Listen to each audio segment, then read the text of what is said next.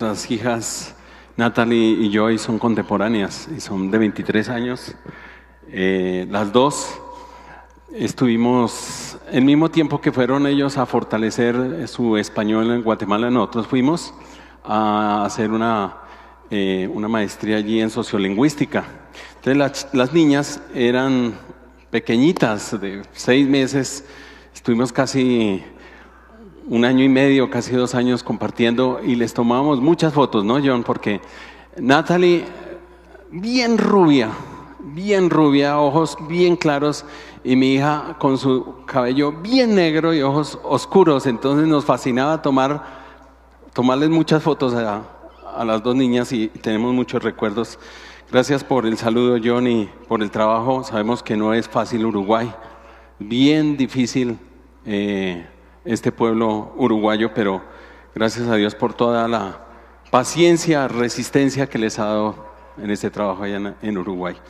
Muy bien, mi esposa también les manda saludos, y desde luego aquí la esposa de Mario, Olguita, las dos están en Cali, están en encuentro cautivante. Llegaron 23 damas del Ecuador a este encuentro. Ha sido muy especial con las damas también de Cali que se encontraron allí para este encuentro de cautivante, una experiencia transformadora para las damas. Mis hijos están muy bien, y como les compartí en el primer servicio, durante los últimos meses me han acompañado 2 damas, una a mi izquierda y una a mi derecha. La primera dama es una dama que se llama frustración. Ustedes no se pueden imaginar cuánto me ha acompañado la frustración. Yo nunca creí sentirme tantas veces tan frustrado, y esta mañana no fue la excepción. Me levanté con tantas ganas, voy a mi computadora para imprimir el sermón, y ahí está la impresora. Dice, no funciona la impresora, toda la vida imprimiendo y no funcionó, y el sermón, y yo me estoy llenando de frustración. Tomo aire y dice, voy a dejarlo aquí, me voy a ir a votar. Cojo las llaves del carro, salgo en el carro, y en mi puesto de votación no hay un solo parqueadero, ya todo el mundo ha llegado, y eso que yo pensé que era de los primeros, y busqué un lugar. Tome aire otra vez y logré conseguir un parqueadero. Voto, llego otra vez a mi casa, no saqué las llaves del apartamento. Tome aire otra vez, mucha frustración añadida con la que me viene acompañando, pero al lado de la frustración me está acompañando la esperanza, mucha esperanza. Y yo le decía al Señor, ¿cómo concilio la frustración con la esperanza? Y me mandó un guerrero tercero que me está acompañando: paciencia. ¿Cómo uno maneja la frustración? Con mucha paciencia. Y la esperanza, los sueños, lo que yo quisiera ver, que la frustración parece que me lo quita. Paciencia, llénate de paciencia. Y ese está siendo mi medio allí que me ayuda a reconciliar estas dos cosas, la frustración y la esperanza. Y al finalizar les voy a compartir algo de esa esperanza que me ayuda a pelear contra la frustración y a mantenerme en los planes del Señor. Ahora, lo que quiero compartir con ustedes está en un contexto que para el mundo entero es celebración. En todo el mundo se está celebrando el mes de la palabra, recordando el Salmo 130. Señor, tú has hecho que tu nombre y tu palabra estén por encima de todas las cosas. Tu nombre y tu palabra. Tu nombre y tu palabra. Y lo que quiero compartir con ustedes de verdad viene lo más profundo de mi corazón, porque para mí la palabra es todo. Todo. En el año 81, la primera vez que tengo las Sagradas Escrituras en mis manos, los que no saben, era un momento, 11 de noviembre del 81, estaba tomando una decisión: lanzarme desde el edificio más alto de Bogotá. Entré al edificio y no fue el 11, el 12. El 11 estaba pensando, el 11 era festivo, el 12 me voy al centro de Bogotá con la intención de suicidarme. Ya era mi tercer intento, yo ya no quería vivir. Y de alguna manera el Señor hizo un milagro y ese día por primera vez tengo las escrituras en mi mano.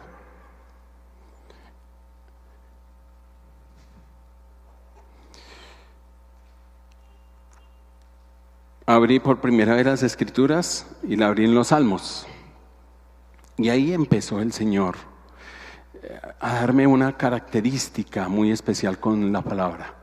Cada vez que la abro, hay palabras que saltan.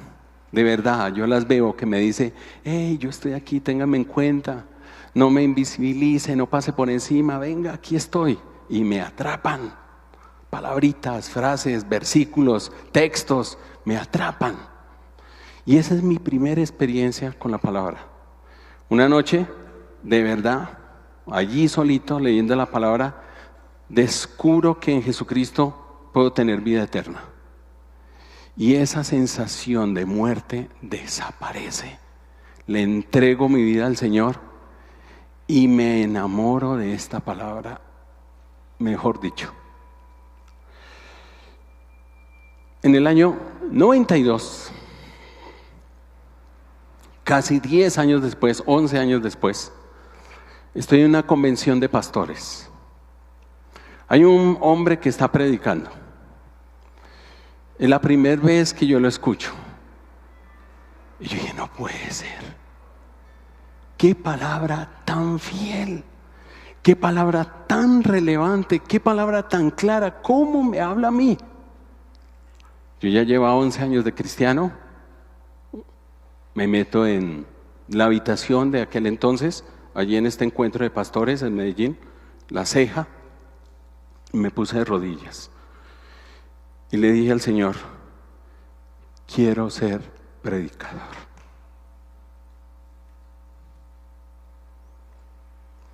Quiero exponer tu palabra, pero sobre todo quiero ser un obrero que traza correctamente tu palabra, como ese hombre.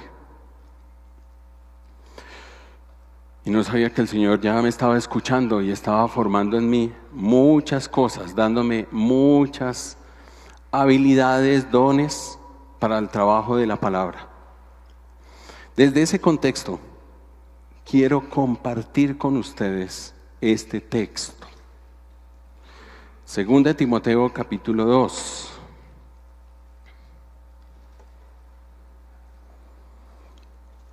Versículo 14.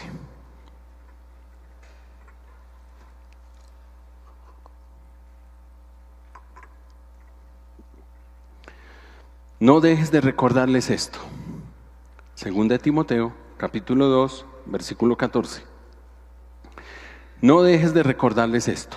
Adviértales delante de Dios que eviten las discusiones inútiles, pues no sirven nada más que para destruir a los oyentes.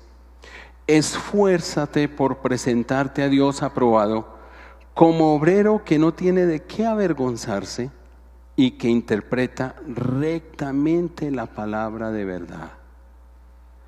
Evita las palabrerías profanas, porque los que se dan a ellas se alejan cada vez más de la vida piadosa, y sus enseñanzas se extienden como gangrena. Entre ellos están Himeneo y Fileto, que se han desviado de la verdad. 20. En una casa grande no solo hay vasos de oro y de plata, sino también de madera y de barro, unos para los usos nobles y otros para los usos más bajos. Si alguien se mantiene limpio, llegará a ser un vaso noble, santificado, útil para el Señor y preparado para toda buena obra. El 22 empieza con huye. Y el 23, no tengas nada que ver con discusiones necias y sin sentido, pues ya sabes que terminan en pleitos. Y el término aquí, pleito, ¿sabe qué es? Darse en la jeta. Eso es puños. Puños. No hay como una discusión acalorada donde dos no estén de acuerdo y cada uno quiera tener la razón. Y no tengan dominio propio y control. Termina en pleitos. Y eran pleitos. El término da esa sensación de que se iban a los golpes. Y un siervo del Señor no debe andar peleando. Más bien debe ser amable con todos, capaz de enseñar y no propenso a irritarse. Así, humildemente, debe corregir a los adversarios. Alguien llamó a este capítulo los adversarios de la verdad. Los adversarios. Con la esperanza de que Dios les conceda el arrepentimiento para conocer la verdad. La verdad del Evangelio, la verdad de Jesucristo. La mayor preocupación de Pablo en este entonces, ya es su última cartica, ya está a puertas de irse, se está despidiendo, ya sabe que el Señor lo está llamando. Su mayor preocupación es su legado, el Evangelio, la palabra de verdad. Y es que se han metido engañadores, embusteros, dentro de la iglesia se habían metido y estaban enseñando doctrinas erradas y falsas que ponían en tela de juicio la verdad. Y en medio de eso se levantaba una pregunta: ¿puede prevalecer la verdad, el Evangelio, Jesucristo como el camino, la verdad y la vida, en medio de todo esto que se está levantando, en medio de estos engañadores que se ven tan convincentes? ¿Puede la verdad prevalecer? Y Pablo responde en el versículo 19: a pesar de todo, miren por favor esa expresión, a pesar de todo, a pesar de que se nos están metiendo gente disfrazada, enseñando otras cosas, a pesar de todo, el fundamento de Dios es sólido y se mantiene firme. Y se ha mantenido firme y sigue sólido hasta el día de hoy. Pero para que continúe así, se requiere de obreros, hombres como tú y yo, mujeres como ustedes que están aquí sentadas, para lograr que la palabra prevalezca, se mantenga. Necesita de obreros, obreros que no tengan de qué avergonzarse y que tracen correctamente la palabra de verdad. No hay otra forma. Los tiempos de Pablo eran difíciles, los de hoy no son menos. Los enemigos de la verdad son muchos, muchos. Por eso el texto dice: a pesar de todo, el fundamento de Dios es sólido y se mantiene firme, pues está sellado con esta inscripción: el Señor conoce a los suyos. Puede que nosotros no conozcamos a los engañadores que se meten con mucha sutileza a enseñar cosas falsas, pero el Señor sí los conoce y conoce a los que son suyos. Y apártese de la maldad todo el que invoca al Señor. Esa es una de esas señales. Son obreros que no tienen de qué avergonzarse, que viven íntegramente. Vamos a hablar un poquito de esto. Lo que está diciendo Pablo es que para que la palabra de Dios prevalezca, la verdad de Dios prevalezca, el Evangelio de Dios prevalezca, se requiere de obreros que entiendan 4 principios fundamentales. ¿Cuáles son esos principios? El primero, que la palabra de verdad no prevalece en medio de discusiones inútiles. No sirven las discusiones, son inútiles. No se dedique a discutir. Habían 2 personajes, doctrinas que se habían metido entre la iglesia de la época del apóstol Pablo: los judaizantes. Los judaizantes eran judíos convertidos, pero entre comillas.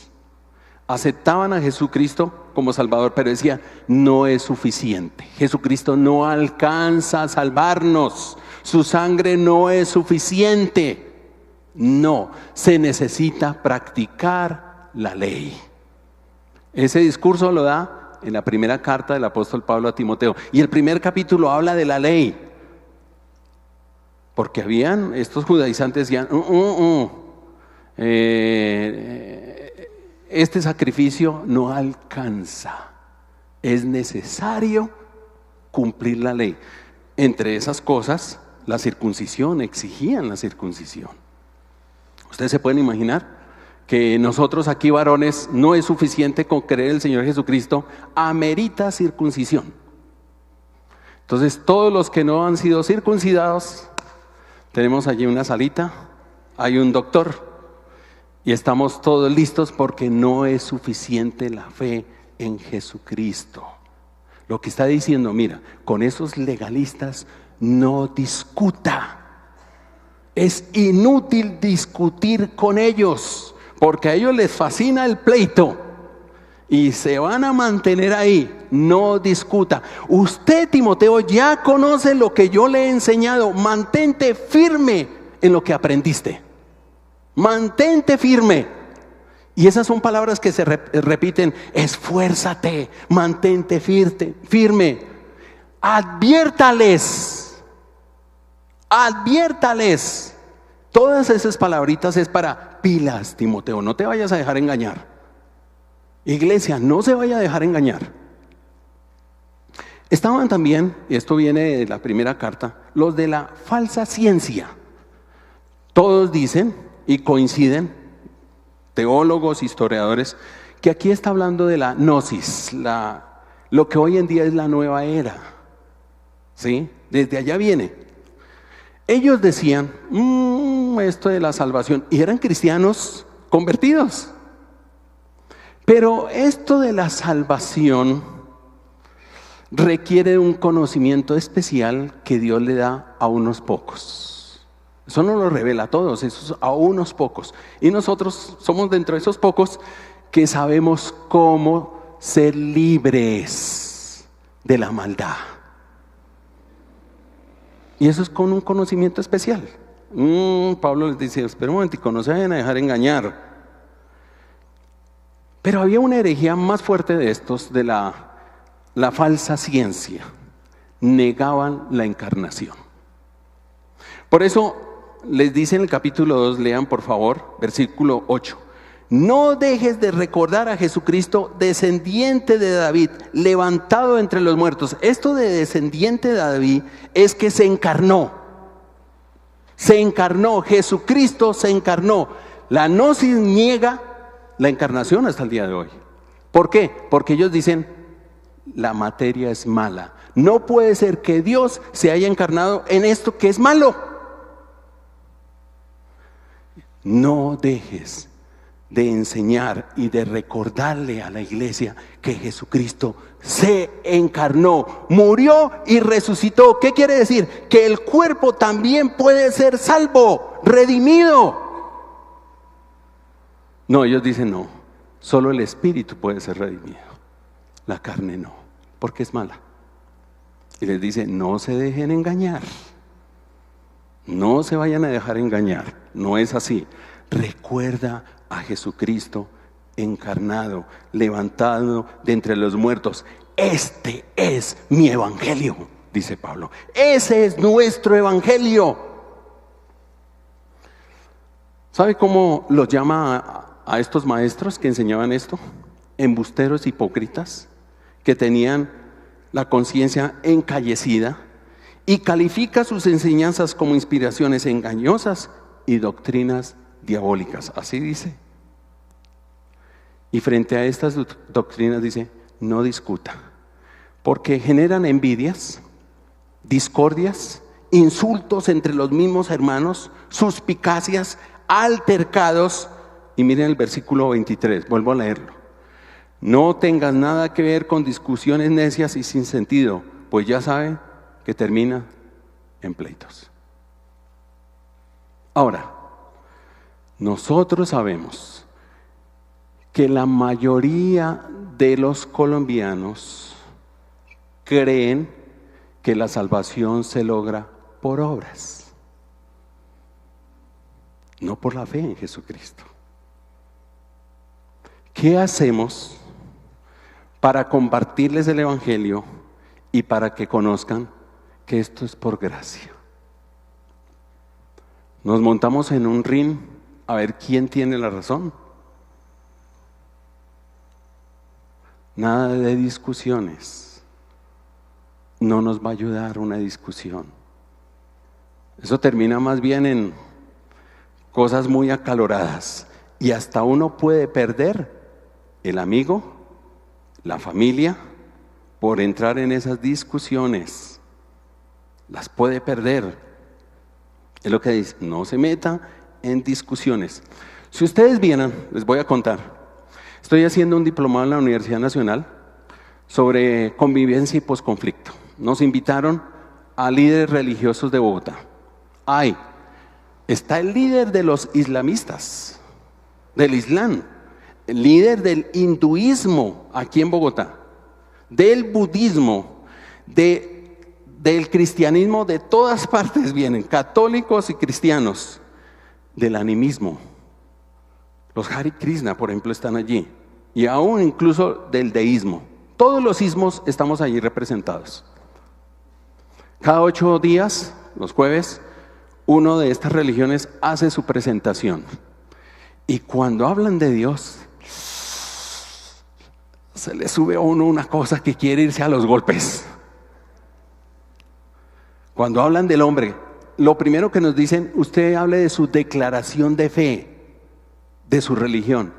Y en las declaraciones de fe uno se da cuenta y dice, miércoles, y esta gente, y lo que está diciendo, y ganas de levantar la mano y empezar una discusión.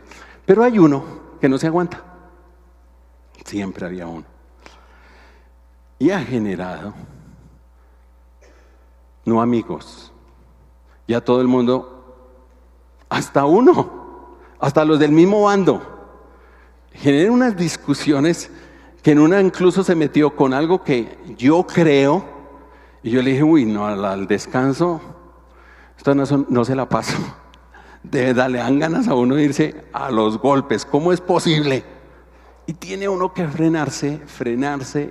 Ustedes se pueden imaginar, estamos de todas las religiones allí.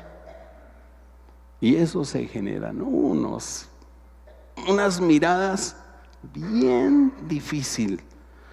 Pero la invitación de Pablo para un obrero que quiere hacer prevalecer la palabra de verdad, no se mete en discusiones inútiles. Lo segundo, es el segundo principio. La palabra de verdad prevalece mediante un trabajo dedicado al estudio de las Escrituras. Mire bien lo que dice el texto, que interpreta rectamente la palabra de verdad. No olvidemos esto. Un obrero, esto parece que es, la palabra puede traducirse trabajador de los que hacen carreteras, que traza con precisión el camino, que tiene en cuenta que él sabe que del otro lado ya lo están construyendo y él como obrero trae la carretera de este otro lado. Su tarea es hacer que se encuentre, trazar correctamente. Si no traza correctamente, el otro se puede ir por allá y él aparece por otro lado. Traza correctamente la palabra de verdad. ¿Cómo se hace esto? Hay tantas escuelas que le enseñan a uno, tantas metodologías. Pero como pastor estoy casado con un método que es el método de escuelitas. Todos los que hemos estado en escuelitas. Allí se nos ha enseñado que lo primero para acercarse al texto y trazar correctamente el texto, hay que ser fieles al texto. Es decir, averiguar qué quiso decir el autor y no qué quiero decir yo. No imponerle yo mi criterio, sino dejar que el texto me hable, que él mismo diga qué quiere decir. En segundo lugar, que sea relevante, que eso que descubro sea relevante al día de hoy, que nos hable. Y aquí la relevancia en Pablo es que la palabra que yo estudio debe transformar mi vida, de tal manera que yo no tenga de qué avergonzarme. Que no tenga de qué avergonzarme. que transforme mi vida pecaminosa, que transforme actitudes, comportamientos. Por eso Pablo dice, toda la Escritura es inspirada por Dios, útil para enseñar, para reprender, para corregir y para instruir. Si la palabra, cuando yo la estudio, no está haciendo ese efecto en mi vida y no la está transformando, quiere decir que usted está trazando la palabra incorrectamente. Porque la mejor señal de que estás trazando la palabra es que te está transformando. Si no hay transformación, quiere decir que no estás trazando correctamente la palabra de verdad o no la estás entendiendo. Tiene que ser relevante, en primer lugar para mí, que me cambie, que me transforme. Pero también tiene que ser una palabra clara. No solamente que la entienda yo, sino que la entiendan los demás. Por eso me fascina Pablo en el capítulo 4, versículo 1. En presencia de Dios y de Cristo Jesús, que ha de venir en su reino y que juzgará a los vivos y los muertos. Hasta ahí uno dice, uy, ¿qué quiere decir Pablo? Te doy este solemne encargo, 2 puntos. Mire la claridad. Predica la palabra, persiste en hacerlo, sea o no sea oportuno, corrige, reprenda, anima con mucha paciencia, sin dejar de enseñar. ¿Por qué? Ahora te voy a dar razones. ¿Por qué debes enseñar? ¿Por qué debes corregir? ¿Por qué debes instruir? Claro, bien claro el apóstol Pablo con Timoteo. Quiero compartir con ustedes algo. Esto de ser fiel al texto, ser relevante al contexto y predicar con claridad es el fundamento de Escuelitas. Ayer estábamos celebrando 15 años de las Escuelitas, cuando empezó Escuelitas. Esto empezó con mi querido Jorge Atienza. Él estaba en una clínica, en un hospital, tendido en una cama al borde de la muerte. Él leyó un texto en Jeremías y le pidió al Señor que así como le dio más días de vida a Jeremías, le diera a él esos días de vida y que él se dedicaría a la formación de expositores. Y el Señor le ha preservado la vida hace 15 años y empezó con 12 hombres a formar escuelitas.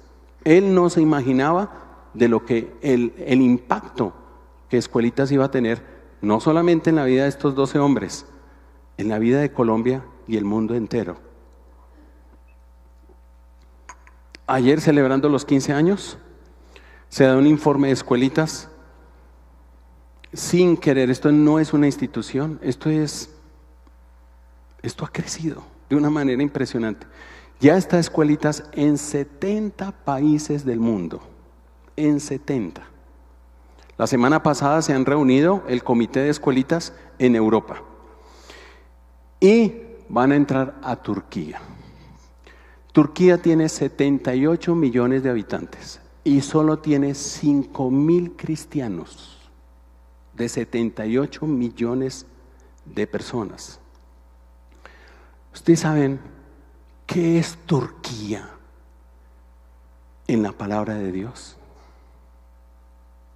Asia Menor. ¿Le recuerda algo Asia Menor? Las 7 iglesias del Apocalipsis, todas en Turquía. Y hoy no hay iglesia. Escuelitas ha hecho una propuesta: iniciar 7 escuelitas en Turquía.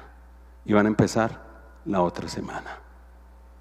Un país donde nació, se puede decir, nació el cristianismo. 7 iglesias, el mensaje de Apocalipsis a las 7 iglesias de Asia Menor. Y hoy no hay iglesia. A través de Escuelitas se va a inyectar para volver a resurgir la iglesia a través de la palabra. Cuba inicia el otro año Escuelitas. No hay escuelitas en Cuba. Va a empezar nuestra primera escuelita en Cuba. Colombia es un fenómeno. Esto es, de aquí ha surgido, Colombia está, faltan algunas regiones, pero el otro año empieza en el Meta, la región del Meta empieza Escuelitas. Medellín vuelve a restaurar una nueva escuelita. Y para la alegría de la confraternidad. Confraternidad es un referente de escuelitas, porque no solamente se quedó con nosotros los que iniciamos, sino que esto se está multiplicando dentro de la misma iglesia. No muchas iglesias. Esta y Asambleas de Dios son las únicas iglesias que dentro de la misma iglesia están trabajando escuelitas. ¿Por qué? Porque queremos que nuestros miembros sean fieles en el trazo de la Escritura, relevantes, que les hable a partir de la Escritura y que puedan tener un mensaje claro, claro. En tercer lugar, la palabra de verdad prevalece viviendo conforme a los valores de la Escritura. Miren lo que dice el texto. Huye de las malas pasiones. Es decir, un obrero debe diferenciar y tener la capacidad de diferenciar entre lo bueno y lo malo. ¿Qué le agrada a Dios y qué no le agrada a Dios? Eso en medio de una sociedad relativista, de una moral relativista, sí que necesitamos obreros que sepan la diferencia entre lo bueno y lo malo. Que sepan huir, como dice el texto, huye de las pasiones juveniles. Esto incluye pasiones sexuales, ambiciones egoístas, arrogancia, avaricia, jactancia. Le está diciendo, escapa de lo malo, no se entretenga en lo malo, no negocie con lo malo, no se detenga en su presencia, algo que a los colombianos nos cuesta.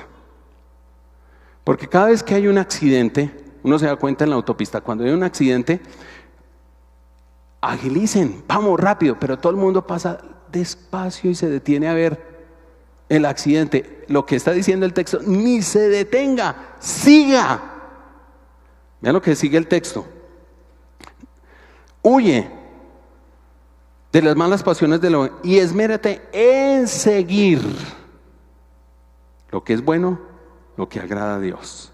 Un obrero que sabe la diferencia entre lo bueno y lo malo, algo que es un reto hoy en día.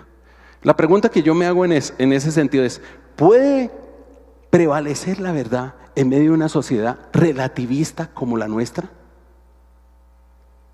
Si nosotros, hermano, no aprendemos y no sabemos la diferencia entre lo bueno y lo malo, ¿qué vamos a hacer? Ah, no, pues eso está bien. Si para usted está bien, tranquilo, no se preocupa, hágale. ¿Está bien o está mal las relaciones sexuales antes del matrimonio? ¿Cómo eso es relativo? Si usted no sabe la diferencia en eso, ¿qué espera Dios? Pague la mocha. ¿Cómo le va a hablar al mundo? Hoy hay que ser muy radicales, les cuento. Y hay otros temitas bien difíciles hoy en día. Bien difíciles, y ahí que hay que tener claridad. No titubear, hay que ser claros en temas de hoy en día que tienen que ver con la moralidad. Muy difíciles. Y si no tenemos un punto claro, no a medias, pues así no va a prevalecer la palabra de verdad. Hay que vivir conforme a los valores del Evangelio, huir y seguir, ser limpios, como dice el texto. En una casa grande no solo hay vasos de oro y plata, sino también de madera, unos para unos servicios nobles y otros para otros usos más bajos. Si alguien se mantiene limpio, llegará a ser un vaso noble, sacrificado, útil para el Señor, preparado para toda buena obra. No importa el tipo de loza que usted utilice en la casa. Puede sacar una tremenda vajilla o puede sacar una vajilla de plástico para sus invitados. ¿Qué es lo importante aquí? No el tipo de vajilla, que esté limpia. Que esté limpia. Usted puede servir una tremenda vajilla lujosa, pero por debajo del plato está sucio. A ver cómo le queda, cómo quedas con tu vecino, con tu invitado. Necesitamos estar limpios y tener claro qué es bueno y qué es malo. Para terminar, la palabra de verdad no requiere, para prevalecer, de violencia. Mire lo que dice el apóstol Pablo. Y un siervo del Señor no se anda peleando. Más bien debe ser amable con todos, capaz de enseñar y no propenso a irritarse. Así humildemente debe corregir a los adversarios con humildad. Esto no es a punta de violencia, como Nicky Cruz cuando se convirtió, tenía tanta pasión y quería que su clan de la calle donde él era y su gallada, que eran unos delincuentes, y que quería que se convirtieran, y en su celo él se iba con una navaja y se las ponía aquí y les decía: ¿se convierte o lo convierto? Del enojo, porque no reaccionaban. Les predicaba y no reaccionaban. Y él se iba con una furia. Luego entendió, cuando ya estuvo en el pastorado, que esto es, mire lo que dice el texto. El Señor nos necesita a nosotros, ¿sí? Pero mire lo que dice: así, humildemente, debes corregir a los adversarios con la esperanza de que Dios les conceda el arrepentimiento para conocer la verdad. Es Dios el que les va a conceder que se arrepientan. Yo debo es predicar, no irme a los puños, no al insulto, no en discusiones inútiles, que vean mi vida.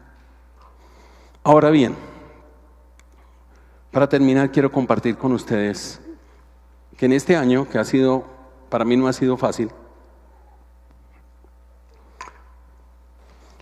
he tenido unos momentos con el Señor maravillosos.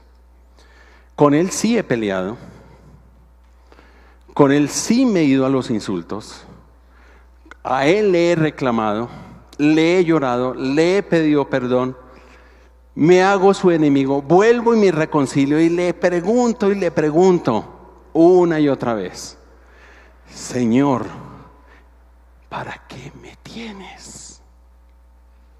¿O para qué sirvo? Me he dejado ayudar de amigos, de libros y por supuesto su palabra. Y esto es lo que quiero compartir con ustedes, que ya compartí con un grupo de personas. Creo que encontré el propósito para mi vida. Sí, a estas alturas lo encontré. Y el Señor me pidió de una manera extraordinaria, con todo lo que he leído, logré desglosar mi vida de esta manera. Los primeros 6 años yo los viví en casa con mi mamá, pero de los 6 a los 18 años viví en la orfandad, en las calles de Bogotá, abandonado por mi familia. No, mira, el tiempo es exacto. Fueron 12 años de orfandad. Pero a los 18 años, entre los 18 y los 30, yo conozco al Señor. Y fueron 12 años de reconciliación. Cada periodo de años yo sentía al Señor que debería ponerle un nombrecito que lo resaltara, que era lo que más me impactaba, porque ese soy yo, esa es mi vida, esa es mi historia. Y Dios estaba construyendo, a través de mi historia, estaba forjando y formando algo o a alguien. Y son 12 años de reconciliación, 12 hasta los 30. De los 30 a los 42, el Señor me llamó a ser misionero. Y no fue un año más, ni un año menos. Fueron 12 años como misionero en las comunidades indígenas, viajando por el mundo. Por eso estuve en Guatemala haciendo esta maestría, este posgrado en sociolingüística, porque yo sentía que mi llamado era ir a África a llevar el Evangelio de nuestro Señor Jesucristo. Pero a los 12 años, el Señor me llama a ser pastor. Y llevo 12 años de pastorado. Es decir, cada 12 años yo tengo una crisis. Cada 12 años se me desatan a mí unas crisis. Y el 6 es múltiplo de 12, por favor. Se desatan unas crisis. He tenido cada 12 años unas peleas duras con Dios. Duras. Y se prolongan. A veces duran 1 año, hasta 2 años mis peleas con el Señor. No entiendo por qué me hace cambios en mi vida. Pero uno no quiere, le cuestan los cambios. Y con estas palabras: orfandad, reconciliación, Padre, mundo, expositor de la palabra. Han sido mis 12 años.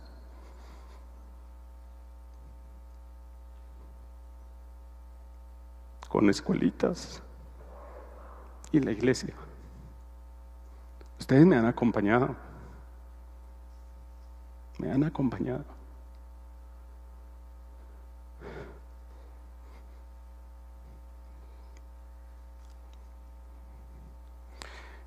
Coge esas palabras y arma una oración.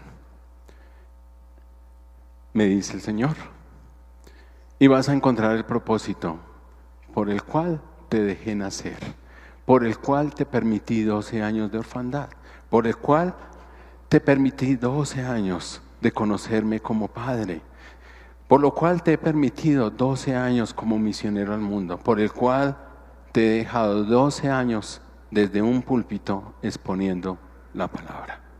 Y esto es lo que salió. Reconciliar a un mundo huérfano con Dios el Padre a través de la exposición y enseñanza de la palabra. Le dije, Señor, todavía esto no lo entiendo. Este es mi propósito. Ese es el propósito por el cual te permití nacer. Ahora déjemelo, Señor, lo pongo en mis palabras. Este es mi llamado, definitivamente. He sido llamado a reconciliar un mundo huérfano con papá a través de su palabra, de la voz de papá. Tengo la convicción de que soy un obrero del Señor. Y no tengo de qué avergonzarme. Porque creo que he aprendido a trazar correctamente la palabra de verdad. Y ustedes me han escuchado por 12 años. Por 12 años. Y este es mi llamado ahora al mundo. Pero yo no soy el único. Estoy seguro que aquí hay hombres y mujeres que en algún momento Dios los ha llamado a esta misma tarea.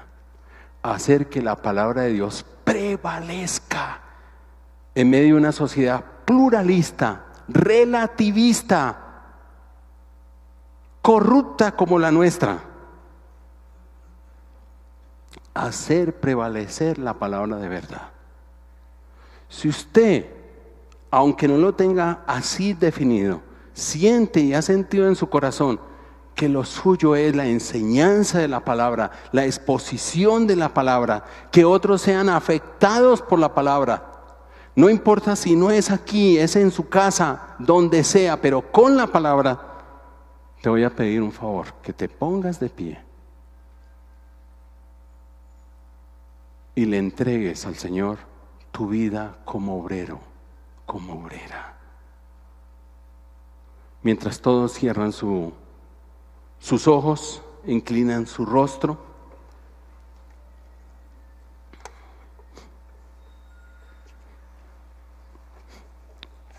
Otros se irán poniendo de pie seguramente. Pero convencidos, aunque no esté claro, pero con la convicción que este es el llamado. Note bien, no es a ser pastor, es a ser un obrero del Señor, que se preocupa porque la palabra se trace bien, vivirla para no tener de qué avergonzarse. Padre, quiero poner a estos hombres y a estas mujeres delante de ti. Señor, que vienen sintiendo este llamado de parte tuya para ser obreros que trazan correctamente la palabra de verdad y que la trazan de tal manera que los toque a ellos, modifique sus vidas para no tener de qué avergonzarse. Yo te pido que los ayudes para que ellos se esfuercen aún más para presentarse delante de ti como obreros aprobados por ti. Te pido una doble porción de tu Santo Espíritu para que los direcciones, los apasiones por la palabra, para que se esfuercen en el estudio, para que sean fieles, relevantes y claros con las Sagradas Escrituras. Que se alejen de las discusiones inútiles y que con humildad, con amor y paciencia, Señor, puedan entregar, Señor, este mensaje a tantos que lo necesitan. Señor, levanta un ejército de esperanza para nuestra nación. En el nombre de nuestro Señor Jesucristo. Amén. Que Dios los bendiga a todos, rica y poderosamente.